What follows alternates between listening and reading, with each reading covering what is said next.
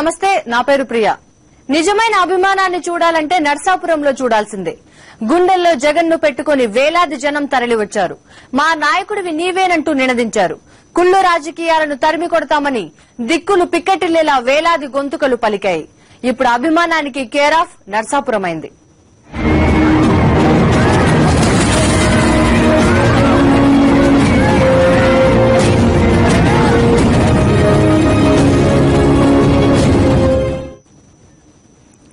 ఇచ్చిన మాటను వదిలేయమని ఢిల్లీ స్థాయిలో ఒత్తిళ్లు వచ్చాయన్నారు వైఎస్ జగన్. అమ్మతో వెళ్లి సోనియాను కలిసినా ఆమె మనసు కలగలేదన్నారు. ఇచ్చిన మాటను వదిలేస్తే మంత్రి పదవి ఇస్తామన్నారని తెలిపారు. రాజకీయాల్లో నీతి నిజాయితీతో ఉండాలని జగన్ చెప్పారు. చంద్రబాబు అవిశ్వాస డ్రామాపై నిప్పులు చెరిగారు. నర్సాపురంలో వేలాది ప్రజలను ఉద్దేశించి జగన్ ప్రసంగించారు.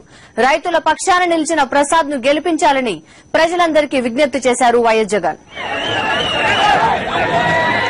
రాజకీయాల్లో ఇచ్చిన మాటకు ఉన్న విలువను తెలియజెప్పారు వైఎస్సార్ కాంగ్రెస్ పార్టీ అధ్యక్షుడు వైఎస్ జగన్మోహన్ రెడ్డి. ఇచ్చిన మాట మీద నిలబడటం ఎంత కష్టమో తెలిపారు. ఇచ్చిన మాటను వదిలేయమని పెద్దల నుంచి వచ్చే ఒత్తిళ్ల గురించి చెప్పారు. పశ్చిమ గోదావరి జిల్లా నరసాపురంలో వేలాది మంది ప్రజలను ఉద్దేశించి జగన్ ప్రసంగించారు. తనపై ఢిల్లీ పెద్దలు చేసిన ఒత్తిళ్ల గురించి ప్రజలకు తెలిపారు.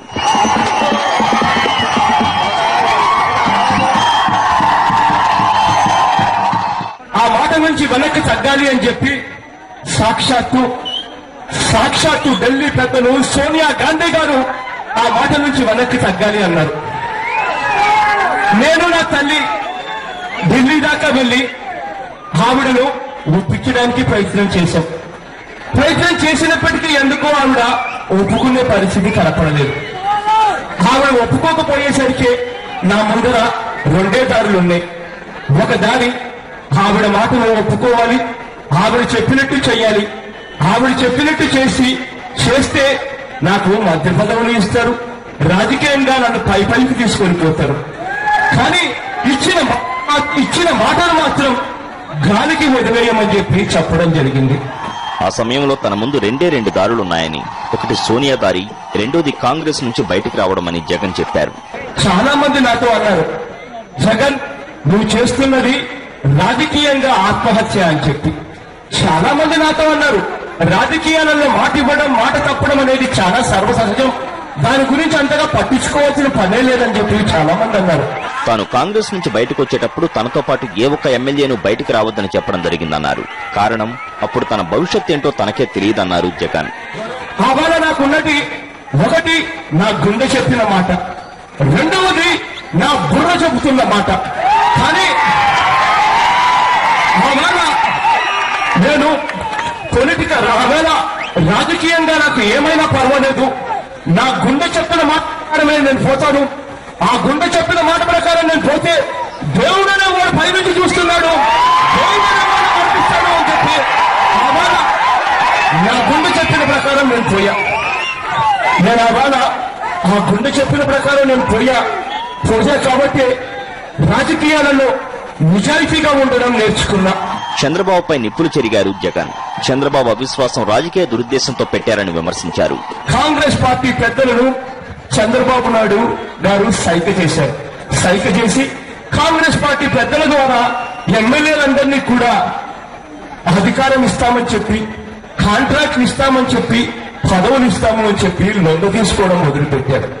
అటువంటి పరిస్థితుల్లో చంద్రబాబు నాయుడు గారు అవిశ్వాస తీర్మానాన్ని పెట్టాడు. ఇదే చంద్రబాబు నాయుడు గారు, చిరంజీవి గారు కాంగ్రెస్ పార్టీతో విలీనం కాకముందు ఇదే చంద్రబాబు నాయుడు గారు అవిశ్వాస తీర్మానం ప్రవేశపెట్టుంటే ఆవేళ నాకు బాగా గుర్తుంది. స్ట్రైక్ చేస్తా ఉన్నప్పుడు, క్రాప్ హాలిడే డిక్లేర్ చేస్తూ ఉన్నప్పుడు చంద్రబాబు నాయుడు గారికి తట్టలేదు. అవిశ్వాస తీర్మానం పెట్టాలని, రైతన్నకు తోడుగా నిలవాలని. ఆవేళ చంద్రబాబు నాయుడు గారు అవిశ్వాస తీర్మానం పెట్టారు. వేలాది మంది ప్రజల సాక్షిగా అవిశ్వాసం రోజు 17 మంది ఎమ్మెల్యేలతో తాను అన్న మాటలను జగన్ గుర్తు చేసుకున్నారు. ప్రసాద్తో అన్న మాటలను ప్రజలకు చెప్పారు. ఒక్క మాట వీళ్ళందరికీ కూడా చెప్పా, ఇవాళ నేను చెప్తున్న ఈ మాటలు బుర్రతో ఆలోచన చేయకండి, గుండెతో ఆలోచన చేయండి, నాకు తోడుగా నడవండి అని చెప్పి ప్రసాద్కు చెప్పా. 17 మంది ఎమ్మెల్యేలకు ఒకే మాట చెప్పా. ఇవాళ గుండెతో ఆలోచన చేస్తే దేవుడు పైనుంచి ఆశీర్వదిస్తాడు, ప్రతి పేదవాడు తోడుగా ఉంటాడు, ప్రతి రైతన్న అండుగా ఉంటాడు.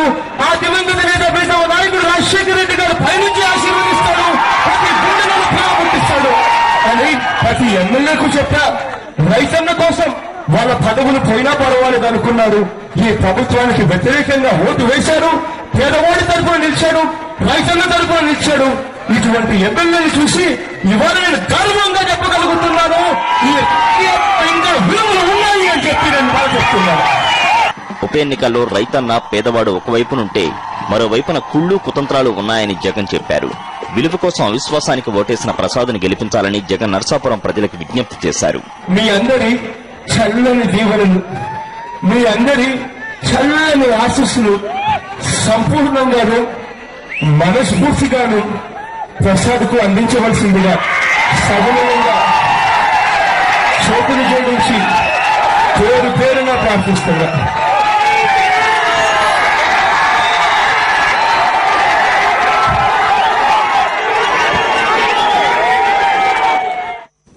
నర్సాపురం జనసంద్రమైంది.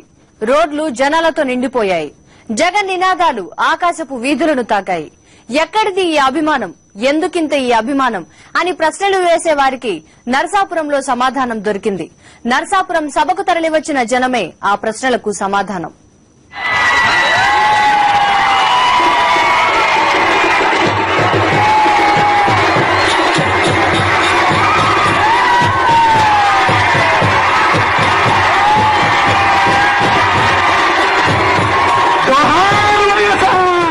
ఏంటి జనం, ఎక్కడి నుంచి వచ్చారు, ఎందుకింత అభిమానం, జగన్ అంటే ప్రజలు ఎందుకు విరగబడుతున్నారు? ఈ ప్రశ్నలకు సమాధానం ఈ జనాలే. మన ప్రియతమ నాయకులు ఈ రాష్ట్ర పేద ప్రజల గుండె చప్పుడు మనమ చెప్పుని నాయకులు, మనప్పని నాయకులు, మన ప్రియతమ నాయకులు జగన్మోహన్ రెడ్డి గారు వేదిక మీదకి వచ్చారు. జగనన్న నాయకత్వం, జగనన్న నాయకత్వం, జగనన్న నాయకత్వం. ఈ జనం కుట్రలను కుతంత్రాలను బద్దలు చేయడానికి వచ్చారు. ఈ జనం రాజకీయాల్లో విలువలు నిలబెట్టడానికి వచ్చారు. ఈ జనం ఢిల్లీ రిమోట్ పాలనను అంతమొందించడానికి వచ్చారు. కనుచూపు మేరలో జనం, రోడ్లన్నీ జనాలతో నిండిపోయాయి.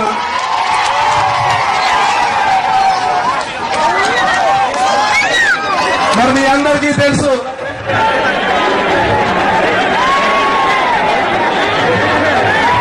చుట్టుపక్కల బిల్డింగులన్నీ అభిమానంతో నిండిపోయాయి. జగన్ ప్రసంగిస్తుంటే ప్రతి మాటకు చప్పట్లు మోగాయి. జగన్ నీకు అండగా మేమున్నామని చెప్పడానికే వచ్చారు ఈ జనం.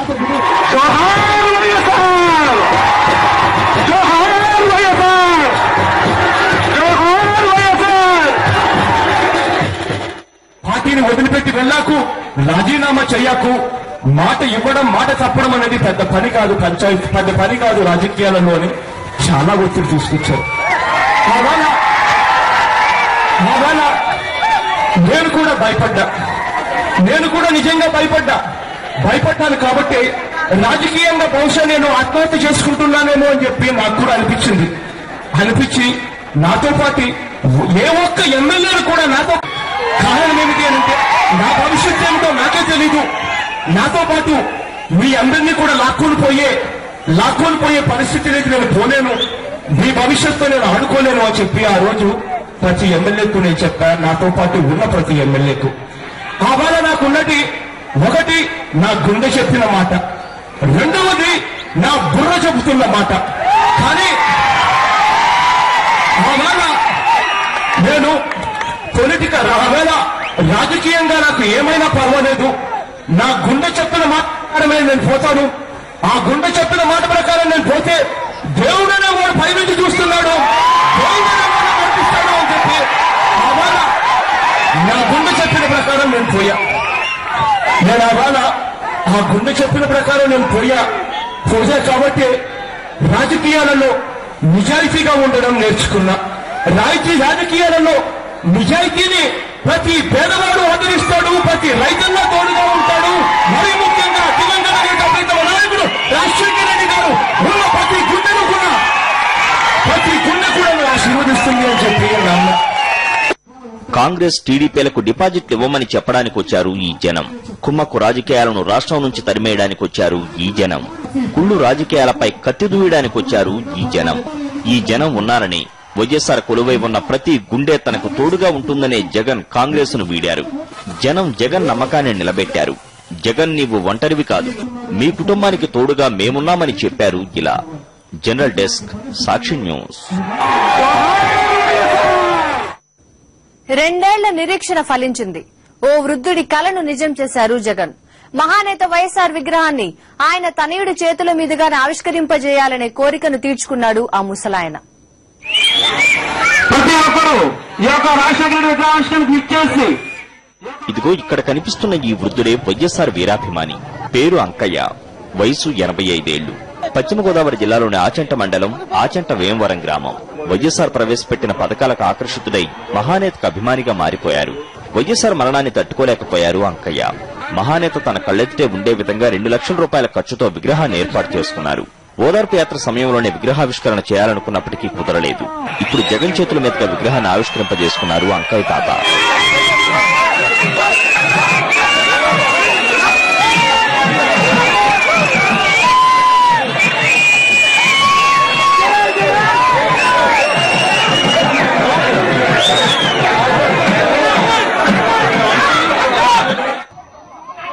ఈ గ్రామానికి ప్రత్యేకంగా ఈ గ్రామానికి రావడానికి గల కారణం అంకయ్య తాత. 85 ఏళ్ల వయసు పరిస్థితికి ఉన్నా కూడా తాను ఖచ్చితంగా నాతోనే ఈ విగ్రహాన్ని ఆవిష్కరింప చేయాలి అని చెప్పి పట్టుబట్టడం, తాత వయసును చూసి తాత కోరిక మేరకు ఖచ్చితంగా ఈ గ్రామానికి నేను రావడం కూడా జరుగుతా ఉంది.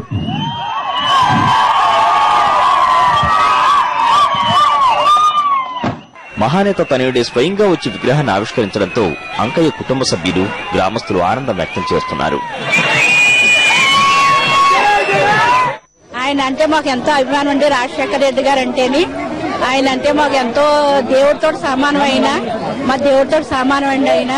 అందుకని మా వారు, మా నాన్నగారు కలిపి విగ్రహం నిలబెట్టాలని ఒక కృషి చేసి దాంతో నిలబెట్టారండి. ఈ విగ్రహం పెడతానికి రాజశేఖర రెడ్డి గారు ఎంతో మాకు పేరు పొందిన ఆయన, మంచి పనులు ఎక్కువ చేశాడు కాబట్టి ఆయన మీద ప్రేమ కొద్దీ నేను ఈ విగ్రహం వేయించగలిగాను. అబ్బాయి జగన్ గారు ఓపెన్ చేయడం ఇంకా మరీ నాకు సంతోషంగా ఉంది. జగన్ తమ గ్రామానికి రావడం చాలా ఆనందంగా ఉందని చెప్పారు ఆచంట వేమవరం గ్రామస్తులు.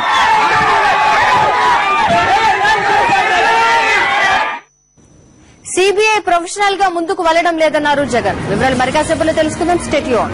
Welcome back. సిబిఐ ప్రొఫెషనల్ గా ముందుకు వెళ్లడం లేదన్నారు జగన్.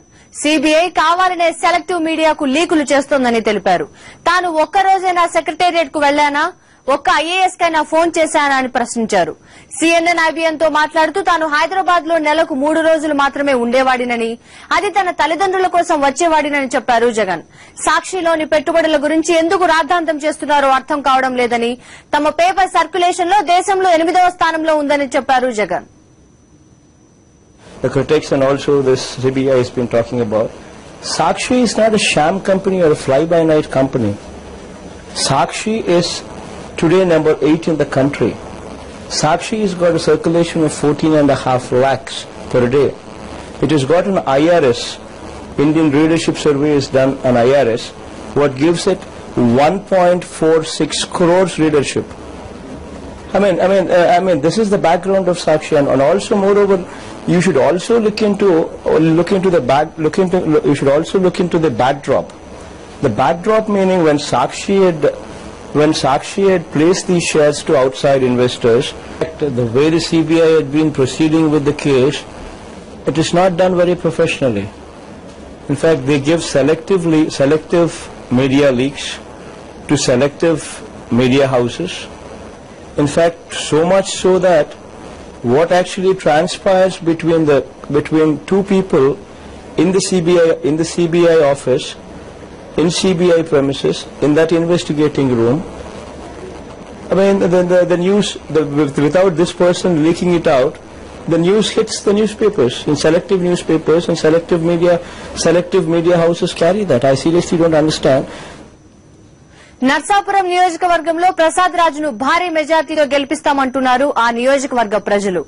వైఎస్ఆర్ సంక్షేమ పథకాలు తమ బతుకుల్లో వెలుగులు నింపాయని అన్నారు. ప్రజానాడు పట్టుకోవడానికి మా ప్రతినిధి నర్సాపురం నియోజకవర్గంలోని కోమటితప్ప గ్రామంలో పర్యటించి ప్రజల మనోభావాలను తెలుసుకునే ప్రయత్నం చేశారు. మహానేత తనయుడు జగన్ వెంటే నడుస్తామంటున్నారు నర్సాపురం నియోజకవర్గంలోని కోమటితిప్ప గ్రామస్తులు. జగన్ ఏ అభ్యర్థిని నిలబెడితే ఆ అభ్యర్థికే ఓటేస్తామన్నారు. ఎందుకని సాక్షి ప్రతినిధి అడిగిన ప్రశ్నకు వైఎస్ఆర్ చేసిన పనులు అటువంటివని, ఆ పనులకు ఆటంకం కలగకుండా ఉండాలంటే వైఎస్ఆర్ కాంగ్రెస్ పార్టీని గెలిపించడమే మార్గమంటున్నారు. జగన్ గారు ఓటేద్దాం అనుకుంటున్నామండి. ఎందుకంటే అండి ఇప్పుడు మాకు జగన్ గారు వస్తే మాకు అన్ని పనులు బాగా చేస్తారనండి. తర్వాత కరెంట్ బిల్లు ఎక్కువగా ఉన్నాయండి, ఎక్కువగా వస్తున్నాయండి. ఇప్పుడు ఆయన ఉండగా మాకు జగన్ గారు తండ్రి గారు ఉండగా బాగానే జరిగిందండి. ఇప్పుడు బాగా జరగటం లేదండి. కరెంట్ బిల్లు కట్టకపోతేనేమో మేము కట్ట చేసేస్తామని మమ్మల్ని ఇబ్బంది పెడుతున్నారండి. ఇప్పుడు కట్టలేని పరిస్థితిలో ఉన్నామండి. మాకు జగన్ గారు కావాలని మేము కోరుకుంటున్నాం. రాజశేఖర్ ఆయనకే వేస్తామండి. జగన్ గారికి అండి. ఎమ్మెల్యే ప్రసాద్ రాజు ఎందుకు ఏమైనా చేశారా మీకు? నాన్నగారు ఉపకారం చేసి కాకండి అభిమానాన్ని బట్టి వేస్తున్నామండి. వైఎస్ఆర్ ఉన్నప్పుడు తమ గ్రామంలోకి 104 వచ్చేదని, ఇప్పుడు ఆ పరిస్థితి లేదని సరస్వతి అనే మహిళ వాపోతోంది. రాజశేఖర రెడ్డి గారిని గెలిపించుకుండి, కొడుకుని గెలిపించుకుండి మేము మాకు అన్ని సమకూర్తాడు తండ్రిలాగా, ఆయన ఆశయాలన్నీ తీరుతాడని మాకు ఆశతో ఉన్నామండి. జగన్కే వేస్తామండి, జగన్కే వేస్తామండి. ఏమైనా సరే మేము పడైపోయి మాకు ఇల్లు లేకుండా చేసేసిన సమాధానం కానీ జగన్కే వేస్తామండి. మరి జగన్ వచ్చి మాకు కాపాడాలండి. ఎందుకు జగన్కే వేస్తామంటున్నారు? ఆయన తండ్రి చేసిన మేలండి. జగన్ నిలబెట్టిన అభ్యర్థికే ఓటేస్తానంటోంది బండెమ్మ అనే మహిళ. జగనే తమ నాయకుడిని కోమటితిప్పకు చెందిన భీమరాజు చెప్పారు. ప్రసాద్ రాజుకు భారీ మెజారిటీ ఖాయమంటున్నారు. వైఎస్ జగన్మోహన్ రెడ్డి గారు ఏ అభ్యర్థిని నిలబెట్టినా అభ్యర్థి వేస్తా ఉండేవారు. ఎందుకు? మాకు రాజశేఖర రెడ్డి చేసిన పనులు అటువంటి అండి. 108 గానండి, 104 గానండి, ఆయన చేసే పనులు రైతులకు గాని పేదవాళ్ళకి గాని అందరినీ సమానంగా చూశారండి. బంద్ చేస్తున్నారండి. అందుకేనండి మాకు జగన్మోహన్ రెడ్డి గారు సీఎం అయితే ఇవన్నీ పథకాలు కూడా అన్ని సక్రమంగా జరుగుతాయండి. అని చేస్తాను మేము జగన్మోహన్ రెడ్డి గారిని సీఎం చేయాలని కోరిక. ఇది కోమటితిప్ప ప్రజల మాట కాదని, నర్సాపురం నియోజకవర్గ ప్రజల మాట అని మహిళలు చెబుతున్నారు. కుట్రలు కుతంత్రాలు తమ దగ్గర పనిచేయమంటున్నారు కోమటితిప్ప గ్రామస్తులు. జనరల్ డెస్క్, సాక్షి న్యూస్. వెలకట్టలేని అభిమానం, కొలవలేని ఆప్యాయత, అనురాగాలు, తరగని చిరునవ్వులు. వాళ్లకు అలుపుండదు, ఈయనకు ఓర్పు నశించదు. రాత్రి లేదు, పగలు లేదు, అంతా జనమంత్రమే.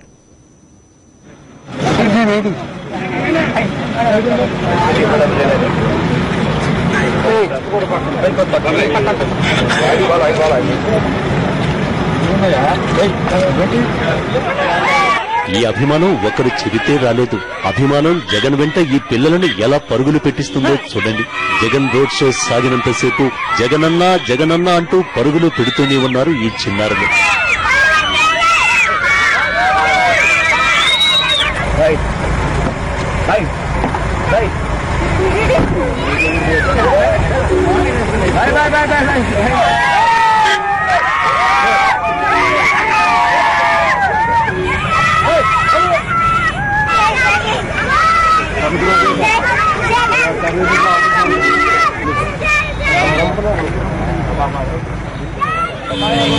ఇలా జనాల మధ్య నుంచి సాగిపోతుంటే ఇదిగో రోడ్డు పక్కన కొబ్బరి బొండాలు ఒలిచే కార్మికులు కనిపించారు. వారితో మాటామంతి ఇలా సాగింది.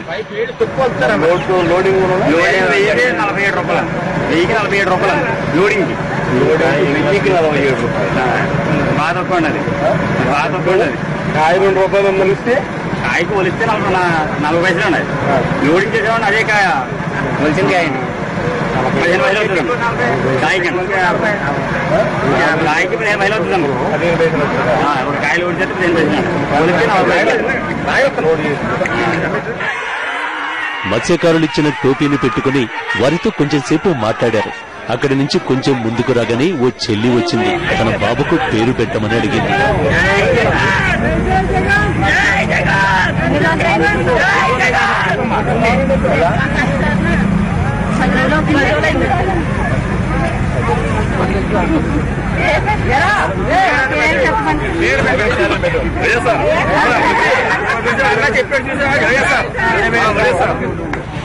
వైఎస్ఆర్ కాంగ్రెస్ పార్టీలో చేరడానికి వేదికలు సభలు అవసరం లేదు అని చెప్పే దృశ్యం ఇది. తెలుగుదేశం నేతలు ఇలా రోడ్డు మీదనే జగన్ సమక్షంలో వైఎస్ఆర్ కాంగ్రెస్ లో చేరారు.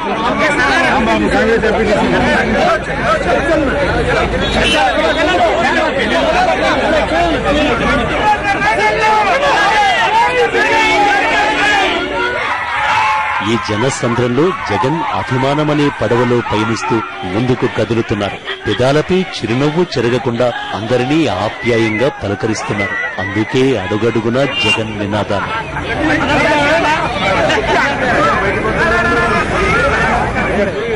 జనరల్ డెస్క్, సాక్షి న్యూస్. నిజమైన నాయకుణ్ణి గుండెల్లో పెట్టుకుంటారు అనడానికి ఈ జనమే నిదర్శనం. వైఎస్ కుటుంబానికి అండగా ఉండడానికి తరలివచ్చిన అభిమానం ఇది. ఇవి బులెటిన్ విశేషాలు.